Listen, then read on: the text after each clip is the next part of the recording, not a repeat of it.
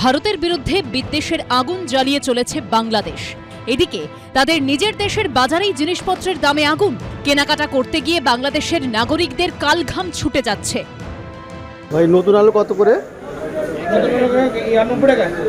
90। শুনে চমকে উঠলেন, কিন্তু এটাই সত্যি। এই ছবি ঢাকার বাজারের।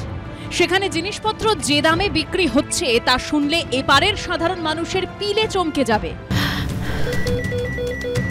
ক্যান্সারে নেই আর ভয়, NCRI-এ হবে এর জয়। আপনাদের ভরসা নেতাজি সুভাষচন্দ্র বোস ক্যান্সার হসপিটাল। নতুন আলু কত করে? মানে মানুষ বলছে 110, 80, 90। আর এই যে পেঁয়াজটা বাংলাদেশিটা কত? আর ওই যে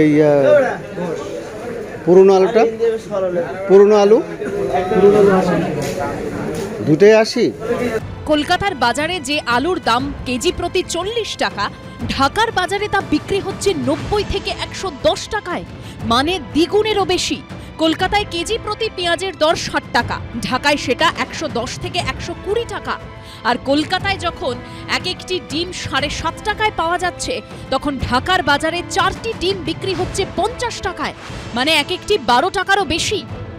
বিগত কয়েকদিনে বাংলাদেশে নিত্য প্রয়োজনীয় জিনিসপত্রের দাম দেদার বেড়েছে, যেমন আলু, ডিম কিংবা পেঁয়াজ।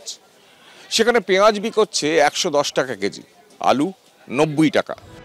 বাংলাদেশে বিভিন্ন বাজারে ক্যাপসিকাম 300 টাকা এবং পাকা টমেটোর কেজি 130 টাকা, বিট কেজি প্রতি 220 টাকা, বরবটি 100 টাকা, চিচিঙ্গা 90 টাকা।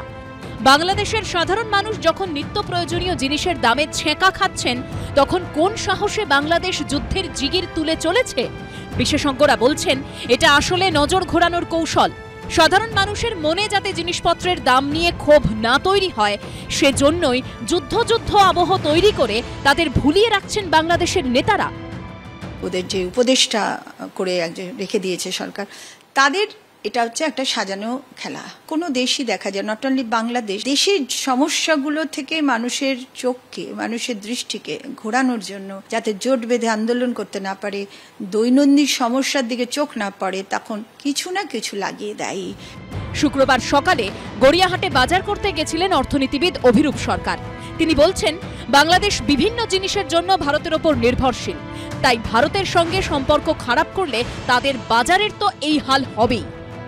ভারতের সঙ্গে সম্পর্ক খারাপ হওয়ার পর থেকে বাংলাদেশে জিনিসের দাম বাড়ছে, কিন্তু যেহেতু বাংলাদেশ ভীষণভাবে ভারতের ওপর নির্ভরশীল, অতএব জিগির যাই তুলুক, আমার মনে হয় না বাংলাদেশ এই জিগির খুব বেশি দিন চালিয়ে যেতে পারবে, কারণ তাদের পেটে টান পড়বে।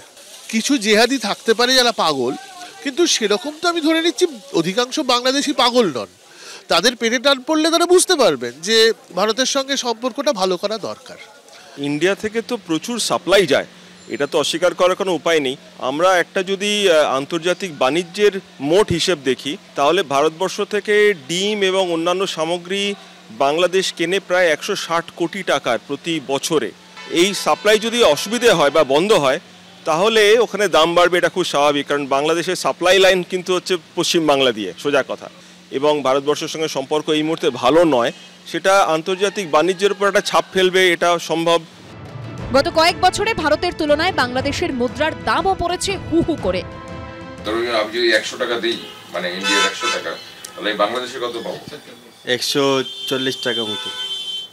এটা আগেও এরকম ছিল আগে? আর আমি যদি 2019-এ 100 টাকা দিতাম, তখন কত টাকা পেতাম? তখন আপনি 150 টাকা পেতেন। আজকের দিনে কত? আজকের দিনে 135। আপনাদের এমনিতে মানে এখন এই মুদ্রা বিনিময়ের লোকজন আসছে? লোকজন এখন বেশি আসছে না, অত আসছে না। যুদ্ধের জিগির তুলে কতদিন এসব জ্বলন্ত সমস্যা থেকে সাধারণ মানুষের নজর ঘুরিয়ে রাখতে পারবে বাংলাদেশ? প্রশ্ন সেটাই। কৃষ্ণেন্দু অধিকারীর রিপোর্ট, এবিপি আনন্দ।